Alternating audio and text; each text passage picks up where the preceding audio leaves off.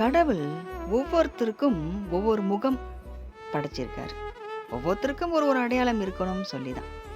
நாமும் நமக்கென்னு ஒரு அடையாளத்தை பதிப்போம். அவங்கள மாதிரி நம்ம இருக்கணும், இவங்கள மாதிரி நம்ம இருக்கணும்னு இதெல்லாம் கிடையவே கிடையாது. என்ன பெருசா அவங்க நம்மளை விட உயர்ந்துட்டாங்க? என்ன அவங்க பெருசா நம்மளை விட பெருசா பண்ணிட்டாங்க? ரொம்ப மகான்கள், சித்தர்கள், ரொம்ப நல்லவங்க. இவங்களெல்லாம் பார்த்து தான் நம்ம ஏங்கணும்.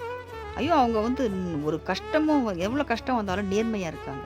தப்பே செய்யாமல் இருக்காங்க. பெருந்தன்மையாக இருக்கிறவங்க. அடுத்தவங்களுக்கு துன்பம் கொடுக்காத இருக்கிறவங்க.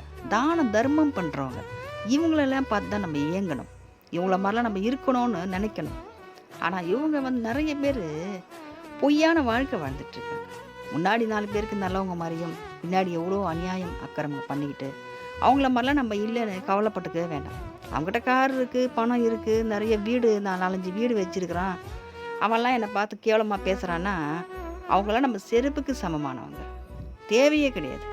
நல்லவங்க எத்தனை பேர் இருக்காங்க. நல்லவங்களாம் வாழ்ந்துட்டு போன பூமி இது. ரொம்ப அற்புதமான தர்மத்தின் வழின்னு வர பூமி இது. அந்த பூமியில் நம்ம எனக்கு பிறந்திருக்கோம். நம்மளுடைய பாதங்கள் அந்த பூமியில் இருக்குது. நம்ம நல்வழியில் நம்ம நடப்போம். பணம் காசெல்லாம் ஒரு நிலையே கிடையாது. கடவுள் நினச்சாருன்னா கண் இமைக்கும் நேரம் நம்மளை பணக்கார ஆக்கிறதுக்கு. நம்ம பாவம் செய்யாமல் பணக்கார ஆகணும். அதுக்கு தான் கடவுள் வழி செஞ்சிட்ருக்காரு.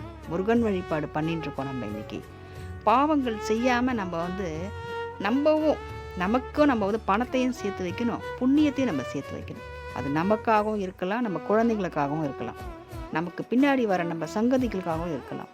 பணத்தை மட்டுமே சேர்த்து வைக்கக்கூடாது, புண்ணியத்தையும் நம்ம சேர்த்து வைக்கணும்.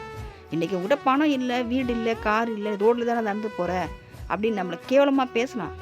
கேவலமாக நம்மளை பேசுகிறாங்க பார்த்தீங்களா, அவங்க தான் கேவலமானவங்க. இதெல்லாம் அடுத்தவங்கள மனசை கஷ்டப்படுத்தி, அடுத்தவங்கள வேதனைப்படுத்தி வாங்கியிருப்பாங்க அவங்கெல்லாம். அதெல்லாம் நிலைக்காது ரொம்ப நாளைக்கு.